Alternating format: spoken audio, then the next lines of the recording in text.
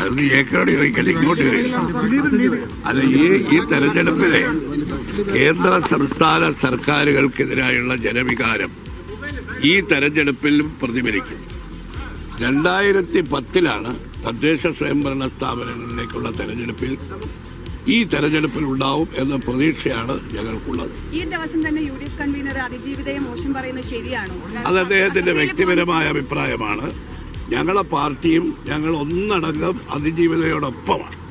കാരണം ഈ കാര്യത്തിൽ ഈ കുറ്റക്കാരെ കുറെ പേരെ ശിക്ഷിച്ചു. പക്ഷേ അതിജീവിതയ്ക്ക് നീതി കിട്ടാൻ ഇനിയും അവർക്ക് പല തലങ്ങളുണ്ട്. അവർ തീർച്ചയായിട്ടും ഇതിന് അപ്പീൽ പോകുമെന്നാണല്ലോ കേൾക്കുന്നത്. അതിനെ പുച്ഛിക്കുകയാണ് അടൂർ പ്രകാശ് ചെയ്തത്. അത് അടൂർ പ്രകാശിന്റെ വ്യക്തിപരമായ അഭിപ്രായം. കോൺഗ്രസിന്റെയോ UDFന്റെയോ നിലപാട് ഞാൻ പറഞ്ഞത്. അല്ല, അദ്ദേഹം പറഞ്ഞത് ഞാൻ കേട്ടില്ല. പക്ഷെ അദ്ദേഹം എന്താണ് പറഞ്ഞതെന്ന് കേൾക്കാതെ ഞാൻ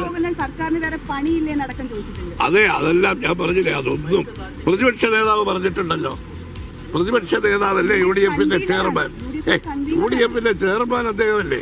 അദ്ദേഹം പറഞ്ഞിട്ടുണ്ട്. അതിൽ കൂടുതലൊന്നും പറയാനില്ല.